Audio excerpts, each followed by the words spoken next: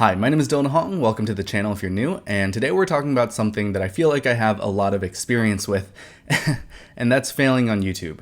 As YouTube has become a more and more viable career option, we've seen a big uptick in people, kids in particular, who want to become full-time YouTubers, who want to do YouTube as a career. And clearly, I am not a full-time YouTuber despite writing, editing, uploading over 100 YouTube videos.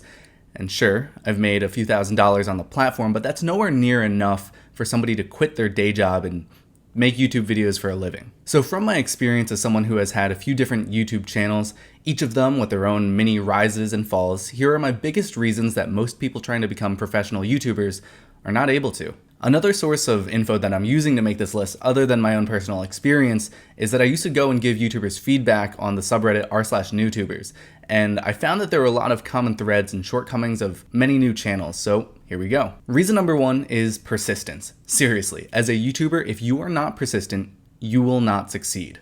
This is probably the most important factor in a person's success. You will likely see all of your favorite YouTubers getting millions of views and you've been watching them for years, and it seems like they've just always had this ability to create a great video and have it be viewed by millions of people the minute they upload it. But the thing we miss there is the months or years that these people spent as unsuccessful.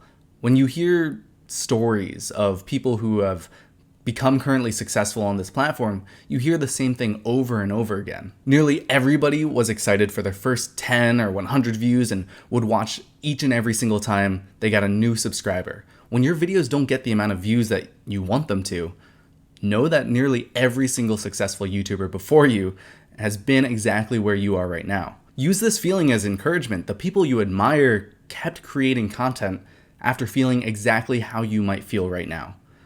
So you can keep going too. Work toward growing and increasing your views and subscribers, and try not to worry about where you're not.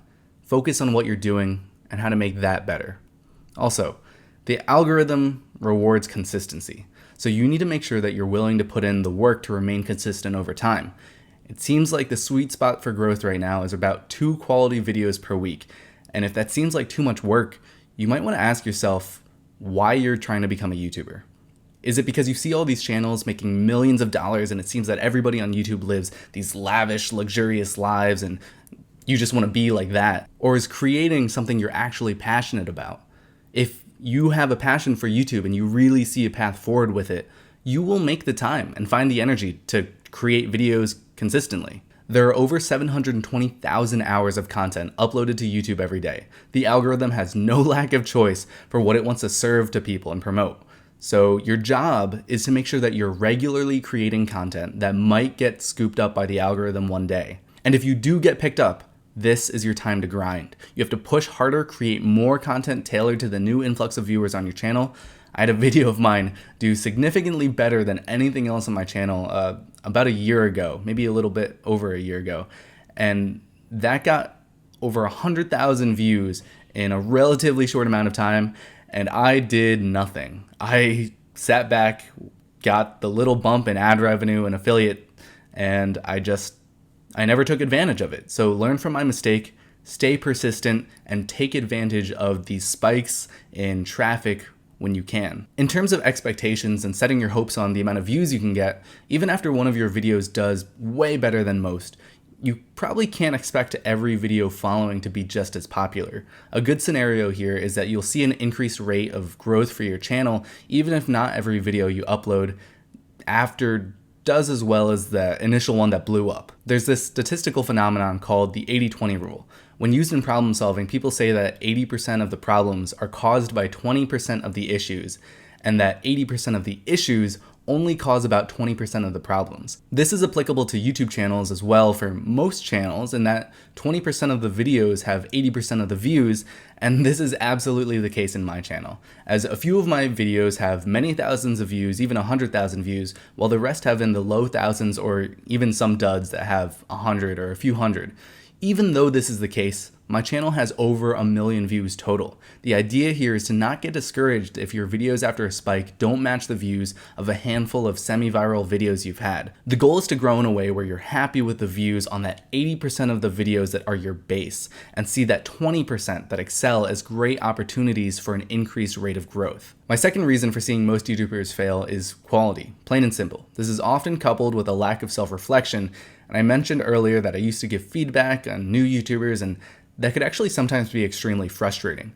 When I would tell people things like, hey, the pacing felt awkward, or the image was out of focus, or the audio quality was bad, most of the time, the response was something that would either ignore my constructive criticism or push back on it. And keep in mind, I'm not out here on forums saying like, hey, your work is garbage, but I'm trying to point out quality issues that I felt could easily be addressed. And seeing the reactions to this type of constructive criticism was disheartening a little bit, because I didn't say that their videos were bad, I just felt like there were things that they could improve on. And keep in mind here that improving quality does not mean improving your gear. In fact, I would actually argue that mostly anybody thinking about becoming a professional YouTuber has enough tech around them to create a successful channel without buying anything. Although the first thing I normally recommend fixing is sound quality, because you can get a good mic, like a relatively good mic like this, for less than $40 on Amazon, and I'll put that in the link down below. But nearly everybody has a smartphone who can capture video well enough to not immediately be off-putting to a new viewer. Aside from that, I actually recommend people to not spend any money on gear to push them to create content that's high quality, even with lower production value.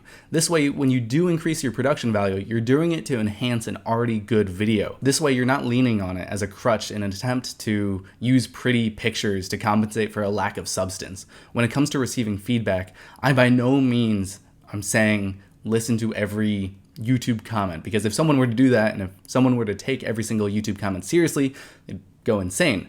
However, take the constructive criticism when offered and watch your videos to see what you feel like you could do to improve. If you watch your own video and you see something you could do better, it's likely that your audience will also enjoy the work you do in that area. My third item on this list, and a big reason that I failed, is my lack of engaging the audience. I viewed this channel in particular as not a way to create or generate a following, but I just wanted to make a helpful catalog of reviews for budget products that I thought people might want to buy. But as I created an average of about 2 videos per week over the course of many months, even though my overall views and subscribers were increasing, I could still post a video that essentially none of my subscribers would watch. And by treating my channel like a catalog, I essentially gave my subscribers no reason to actually want to hear what I had to say about anything other than something they were already interested in. Almost all of my view traffic comes from search results or from the sidebar of another video. And you can correlate the amount of views that one of my videos has to the popularity of the product. The quality of my videos has close to nothing to do with how often they're viewed, and in fact, some of the videos that I think are the worst visually actually have some of the most views. Subscribers mean nothing to a channel unless a significant percentage of them will watch every video you upload. Having subscribers watch your videos soon after they're uploaded means that you get a higher amount of likes, comments, longer view durations, and that acts as a step ladder for your videos to get noticed by the algorithm. The goal here is to create a relationship with your audience where they not only care about just what you're talking about, but they also care what you think about it. And this is really great for increasing your social media presence on things like Twitter and Instagram, so your audience can stay engaged with you even when you're not producing videos. Here, I would recommend to upload a content tailored to what you feel like your audience enjoys watching, but you also need to make sure you're creating this balance of content where you still feel good about the content you're producing and it's stuff that you're interested in as well. The last big one that I have to talk about is one that I actually already have touched on quite a bit, but it's playing the algorithm. Have you noticed a recent trend of YouTubers begging you to smash the like button or leave a comment below? Well, these things matter. The higher viewer engagement you have on a video, the more likely the YouTube algorithm will see it as something other people will enjoy watching and then serve it to other people. So as annoying as some things might seem, like catchy titles or thumbnails, they really do make a difference. And as I said, I did very little to engage my audience or do anything other than just create a catalog of videos. And I didn't try to make many videos that were tailored to current events or things that were relevant at the time of upload. And because of that, I suffered. I had a rate of growth that was completely dependent on my reviewing more and more popular products, and this was not a long-term path to success. While the algorithm is an item on this list, it's really interwoven with all of the other bits as well. Consistency, persistence, video quality, which leads to higher watch time, viewer engagement, are all things that pleases the algorithm. And I recognize that pleasing an algorithm sounds like this sort of dystopian future, but it's true. YouTubers live and die by the algorithm, and that's likely not changing anytime soon. And so other things to keep in mind when using and when trying to game the algorithm is keeping your videos on the longer side to aid with watch time, using common misspellings and search phrases and tags, and keeping things family friendly. Not only does YouTube algorithmically repress content it sees as inappropriate, it also affects your likelihood of demonetization, and not making any money on your channel is a quick way to make working on it unsustainable, which limits your chances of becoming a successful YouTuber. So this is my list of reasons why most YouTubers fail. Please comment below to let me know if you have any thoughts on this list or if you have anything to add.